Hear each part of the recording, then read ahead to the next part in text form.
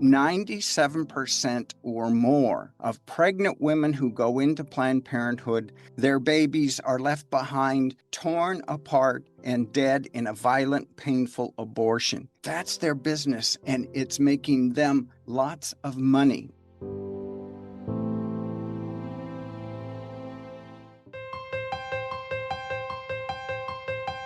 Welcome back to Straight Talk on Life Issues. I'm Victor Nieves, as always, joined by Brad Mattis. This week for an important conversation helping you understand the current status of defunding Planned Parenthood. Yeah, Victor, this is a very important program for our listeners to dial into because recently we had a huge victory in the fight for life in Congress, and that was Planned Parenthood and the abortion industry, big abortion, has been defunded for 1 year. But so much has happened in such a very short period of time that many people are a bit confused, and you, the listener, may be one of them, on what this means for the babies.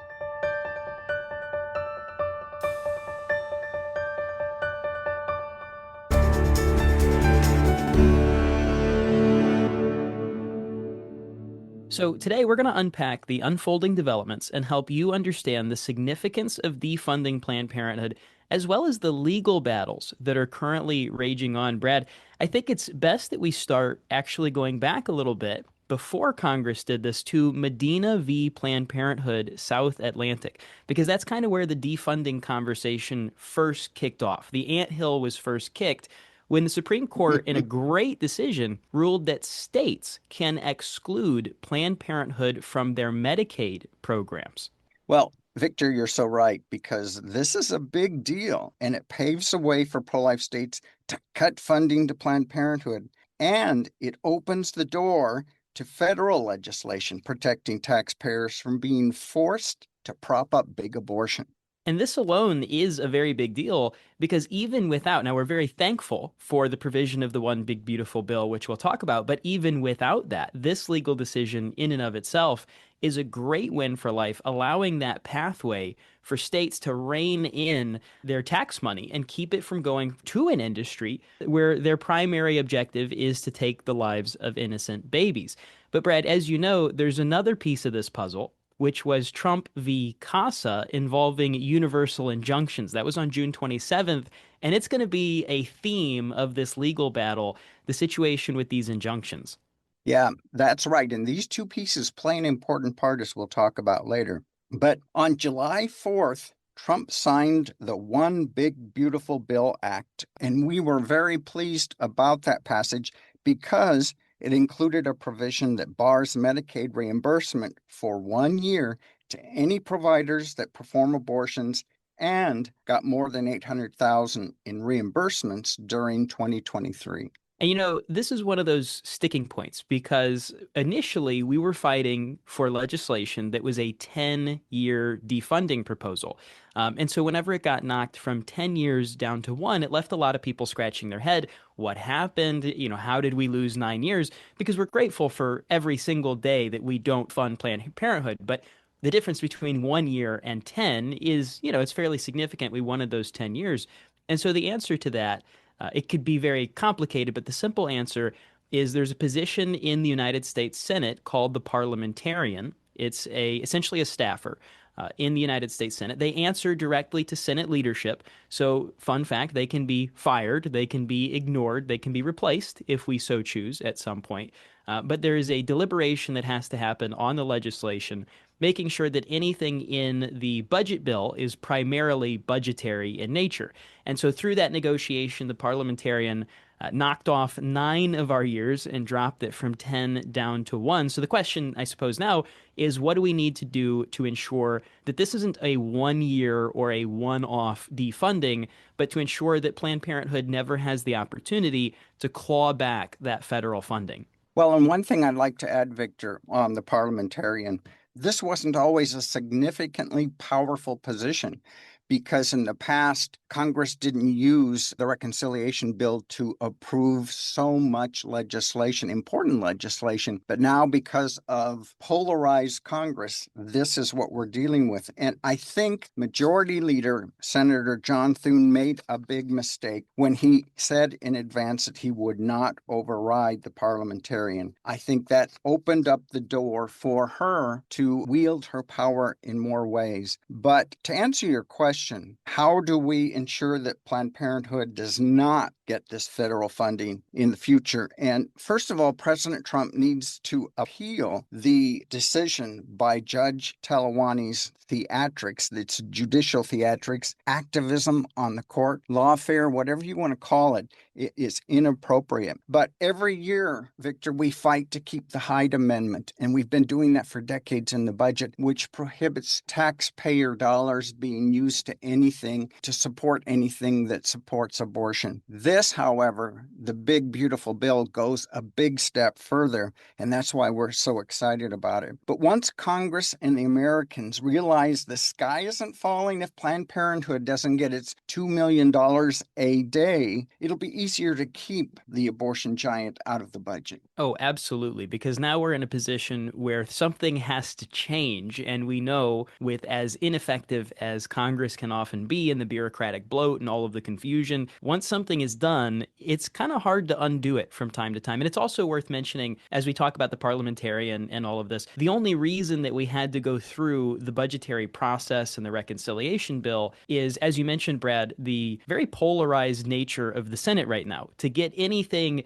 big through is very difficult because we have to meet the 60 vote threshold in the Senate. And at this point in time, pro-life votes, we don't have 60 confident pro-life votes. So getting this legislation through, I guess what you could say the old-fashioned way or the normal way would be very difficult. So this was actually a testament to the pro-life movement and a very crafty way to get around that 60 vote threshold, because it was entirely budgetary. There's no question about that. It's why it was allowed in. But we figured out a way. We had to adapt. We had to figure out a different strategy to get this through. But without, if we wouldn't have to do this if we had 60 pro-life votes, which would be a fantastic thing. But the only reason that we had to even go through the reconciliation process in the first place is because there's a very, very high burden to get much of anything through in the Senate. It's a battle. It's a battle over everything. And it's a reminder to you, the listener, that your vote counts over and over and over again on the Hill, in the FDA, in every way that a pro-life administration is impacting America. I would not vote a dog catcher into office unless I knew he or she was pro-life, because they all climb up their own personal ladder of success.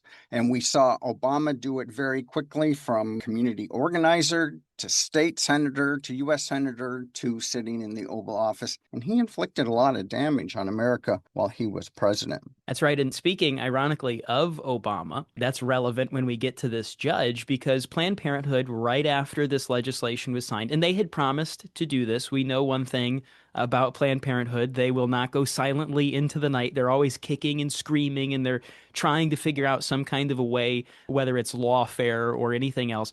Planned Parenthood went shopping immediately. The legislation is signed. They told everyone they were going to do this. They went shopping for an activist judge who would legislate from the bench, effectively attempting to rewrite federal law that had just been passed by Congress, signed by the president. They go and they find this Obama-appointed judge 3 days after the law was signed. They have a lawsuit where they're constantly trying to do this, and the injunction that we get, well, we'll get into that later, but it's just ironic, Brad, to me, that they tell everyone exactly what they're going to do. This is the blueprint. It's the same playbook that they use over and over. They didn't get their way. The American people voted in representative, electorate that passed legislation, and Planned Parenthood thinks that they're going to rewrite the law. Well, this is an example that we should follow on our side, to be tenacious and use every opportunity. They never say never. They are always doing something to further their cause. Unfortunately, their motto is the end justifies the means. But it's worth repeating that this so-called judge usurped the power of the U.S. Congress and the President of the United States by legislating from the bench and participating in lawfare, which is an opposition to illegal laws just to get their way, and it has got to stop. But this is why you, the listener, need to be aware, as Victor said, the Trump versus CASA, which significantly reined in universal injunctions, is what's going to really help us out in this area. Oh, absolutely. And for the timeline on that, that was shortly before all of this as well. We had the Supreme Court ruling of Trump v. CASA, like you said, greatly curtailing universal injunctions. That happened just on June 27th of this year.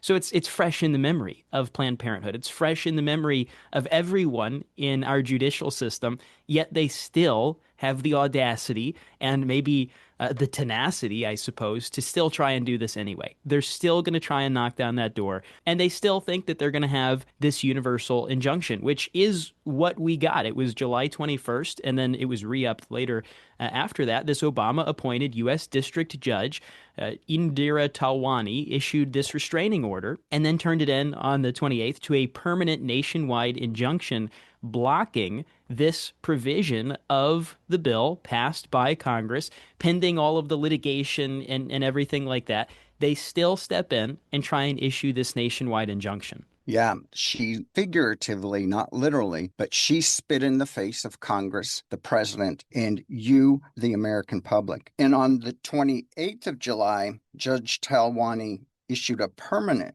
nationwide injunction. And earlier, Victor, she only protected, in her words, protected Planned Parenthood facilities that didn't do abortion, but were referral centers and had not gotten a budget or reimbursement of over $800,000 in the year 2023. But on the 28th, she just did a blanket endorsement. It's just an example of legislating from the bench. And it's clear, in my opinion, that she's following Planned Parenthood's guide. I think she's been being told behind the scenes, no, that's not good enough. Here's what you need to do. And I think they're shopping for a judge got them exactly what they wanted. Yep. And every day it seems that she wakes up thinking that her britches are a little bit bigger than the day before. But, HHS Secretary Robert F. Kennedy Jr., who, Brad, has been a very pleasant surprise ally, I would say, to Yes. life. In the last couple of months, he's certainly put his neck out in ways that I didn't anticipate to defend life. He had a scathing legal memo in response to what this judge was doing. I'll read a quote from it. He said, simply put, Planned Parenthood has no right to taxpayer money, and this court should not invent such a right. The court should uphold Congress's lawful exercise of its authority to decide whom it will entrust with taxpayers' hard-earned dollars. He then said that Planned Parenthood was, quote, attempting to supplant duly enacted legislation with their own policy preferences. That is about as close to a smackdown in words as you can possibly get. And he put it perfectly. That's exactly what they're doing. I think it's important that he pointed out that this is Congress's lawful exercise of its authority. The Constitution lays out very clearly who has the power of the purse. Article 1. It's not the judges. The judges don't have the power to tell Congress who they can and can't. That's not their job, is to go and tell the American people, really, because they're telling Congress, but we put them there. So they're telling the American people, too bad, we're going to overrule you, and we're just going to decide, no, you have to fund the abortion industry anyway. Yeah, well, an honorable judge would have never done this to start with. But after that scathing memo that you just read parts of, an honorable judge would have backtracked and withdrawn that challenge. But here's the thing I think every listener needs to be aware of is what's happened already since that bill passed on July 4th. Planned Parenthood, I believe, knows that its judicial theatrics will not hold up in court. And it clearly shows in the wake of the passage of the big, beautiful bill. And I'd like to list some of those wonderful things that have happened. Planned Parenthood announced the closing of 2 abortion referral centers in Ohio. They didn't do them, but they referred to them to the big abortion mill in Cincinnati. 4 Planned Parenthood centers in Iowa are closing, including the only center committing abortions, and that's a good victory. Planned Parenthood in Minnesota is closing 4 centers. Iowa and Minnesota combined are laying off 66 staffers. And early on, I've said that as soon as a bill like this passes, Planned Parenthood is going to hemorrhage staff. They won't be able to pay their bills, and their infrastructure is going to deteriorate. And this is evidence of that. Planned Parenthood in Washington, D.C., and another in Colorado have posted alerts on their respective websites that they can no longer accept Medicaid. And St. Louis Planned Parenthood has reduced the number of its administrative employees. It hasn't closed, but it's clamping down. And in Maine, the Maine Family Planning Center, not affiliated with Planned Parenthood, operates 18 abortion centers and has filed their own lawsuit against the big, beautiful bill. Well, and I think, Brad, that last point there is important because we often say that this is defunding Planned Parenthood because they're the largest abortion chain in the entire country. But this is actually the entire abortion industry. This isn't just Planned Parenthood. This is locations like, you just listed the Maine family planning folks where they're doing the same thing and they're getting our tax money as well. And so this isn't just impacting Planned Parenthood, it's impacting the entirety of the abortion industry. And going back for just a second to Planned Parenthood, they themselves, this is a bit of insight into why they're fighting tooth and nail in trying to go judge shopping. These strategies, really, like you said, I don't even think they believe that this lawsuit is going to work because they're already closing down facilities. They're already doing this stuff. It's like they know that at the end of the day, they're barking up the wrong tree, but they're going to have to try and do it anyway because this would be so devastating. Planned Parenthood executives themselves have admitted that this defunding could result in 1/3, roughly 200 Planned Parenthood locations being forced to close up shop. 200 locations. Talk about a blessing for the babies to have these facilities shutting down. And I'm curious your thoughts, Brad. I think that that is very clear why they're doing this because the listener may hear all this and it's frankly, in my opinion, pretty clear cut. They're not going to win this in the end. Why are they even trying? To me, the answer is because it would be so devastating to them and they know it. Oh, they do. And it just points to their tenacity. They are going to buy every judge they can, and they've got a big budget to afford to do so with $2 million a day in taxpayer money going into their coffers. It is enormous what's at stake. And that's why we're seeing them fight so hard. And one of the things that Judge Talwani said in her ruling is, quote, patients are likely to suffer adverse health consequences where care is disrupted or unavailable. Now, for one thing, that's a legislative matter to decide how to spend federal tax dollars, not a judicial matter. But secondly, it's false. And either she's very ignorant about how things work, or she's lying. And either way, that's not a good thing for a district judge to reflect on. And in reality, what we have are federally approved community health centers across the nation providing a wealth of medical services to poor and qualifying patients, but they don't offer abortion. However, they outnumber Planned Parenthood 15-1. So will women's health care be hurt by this? No, it will be improved by this. And that's an important point, Brad, because what I would anticipate to be one of the maybe reservations, even at the state level, right, that legislators may have is they may hear that talking point from Planned Parenthood. Planned Parenthood lies and they say, oh, well, abortion is only a tiny percentage of what we do. Abortion's not really our flagship procedure. We're out here doing all of these other wonderful things is what they'll claim, when in reality, we know abortion is their business. It is what they do. And this is made very obvious because if they wanted that federal funding, they could just stop. If it's such a small percentage, right, of all of the things that you do, well, just Right? stop. And then you can enjoy your millions of dollars because then there'd be no argument really toward defunding them because they wouldn't be doing the evil thing. And so, rather than stopping the evils that they're doing, they're married to it. This is the bed that they want to sleep in. They will fight tooth and nail. This is so clear. They will shut the entire place down and not offer any, because they claim that they do all of this testing and screening and all of that stuff for women in need. But apparently that doesn't matter that much to them, because they would be willing to shut the whole place down and not provide anything if they can't do abortion. So it's obvious what their priorities are whenever you listen to them. But the concern from some of the legislators may be, well, what about those services? What about, what Planned Parenthood claims that they do for women? Well, that is so thoroughly debunked. That number 15 to 1. Planned Parenthood is outnumbered 15 to 1 by real healthcare places, not places that are a mirage. The so-called healthcare Planned Parenthood offers is a mirage. They do that just so that they can do abortions. That their business is abortion. They're outnumbered 15 to 1 by real healthcare centers that are actually in the business of loving and helping women, not just shoving them down a funnel toward abortion, because abortion is very profitable. That's why Planned Parenthood is so hell-bent on continuing to do this. Yeah, and to your comments, I'd like to add that if you recall, Planned Parenthood claimed they did mammograms not too many years ago. That was until a pro-lifer called all the Planned Parenthood facilities and found out that not one does mammograms. They don't have the equipment to do so. And the services they claim to support are dramatically decreasing even STD testing and contraception. All of that is regressing by Planned Parenthood. And here's the thing that you need to be aware of. 97% or more of pregnant women who go into Planned Parenthood leave without their babies. Their babies are left behind, torn apart, and dead in a violent, painful abortion.